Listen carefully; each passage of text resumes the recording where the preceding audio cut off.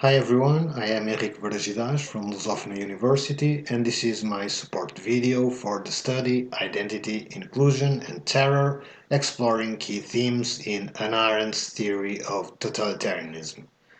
It has been more than 100 years since the first totalitarian regimes emerged, a development that sparked an enduring debate into the heart of the phenomenon.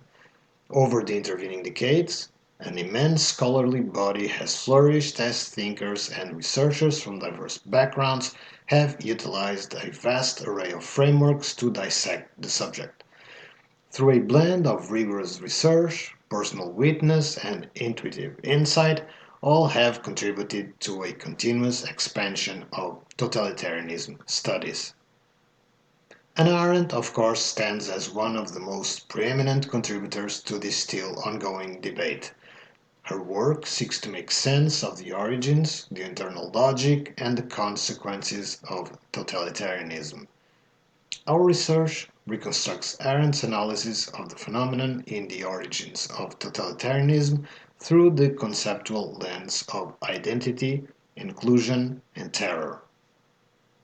It comes to argue that Arendt's account can be interpreted as a coherent explanation of how totalitarian practices of identity building, total inclusion through total mobilization, and extreme terror interact to both propel and destroy totalitarian rule. To summarize her argument, Arendt posits that totalitarianism is not a spontaneous invention of 20th century dictators, but an inheritance from deep-seated historical tensions within the Western modern and liberal projects, including elements such as anti-Semitism and imperialism. Such tensions ultimately came to be catalyzed by the shattering experiences of the First World War and its aftermath.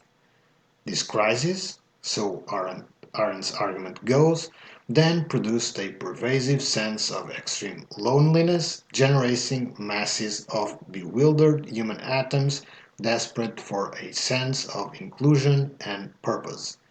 In response, totalitarian movements came to be.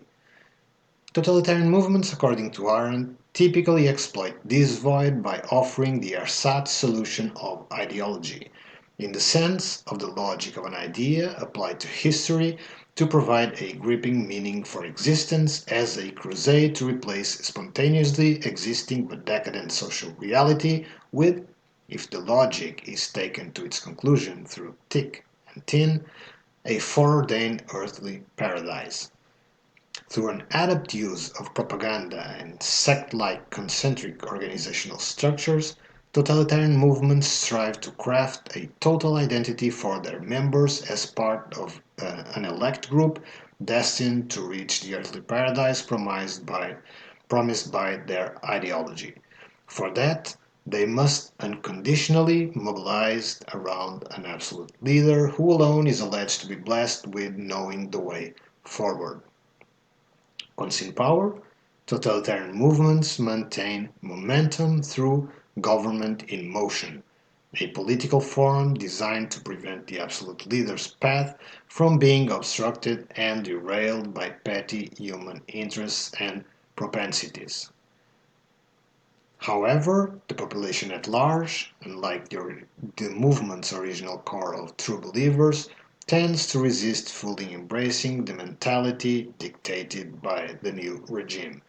Rather than political opposition proper, the totalitarians invariably diagnose human spontaneity as the cause and the enemy. To effectively combat spontaneity, terror is deployed. Rapidly, its forms escalate from the omnipresent surveillance of the political police to the radical expedient of the totalitarian concentration camp.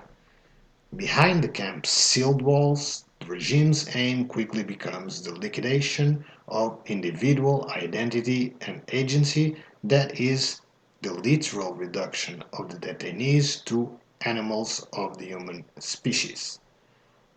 Tragically, these methods prove grimly effective, convincing the absolute leader that the ultimate way forward for the ideology to reign supreme and thus move the world along towards its ideologically foreordained redemptive logical conclusion, is world conquest, something entailing the possibility of transforming the entire planet into an open-air concentration camp fully abiding by the ideology's inner logic. Ultimately, our analysis shows how, in Arendt's account, totalitarianism reveals itself not as irresistible and almighty, but as inherently and inexorably self-destructive for all involved, including victims and perpetrators. In the end, nothing even remotely resembling the promised earthly paradise is ever approximated. Quite the contrary. Under totalitarian regimes, life becomes hellish for most, if not all, to an extreme degree.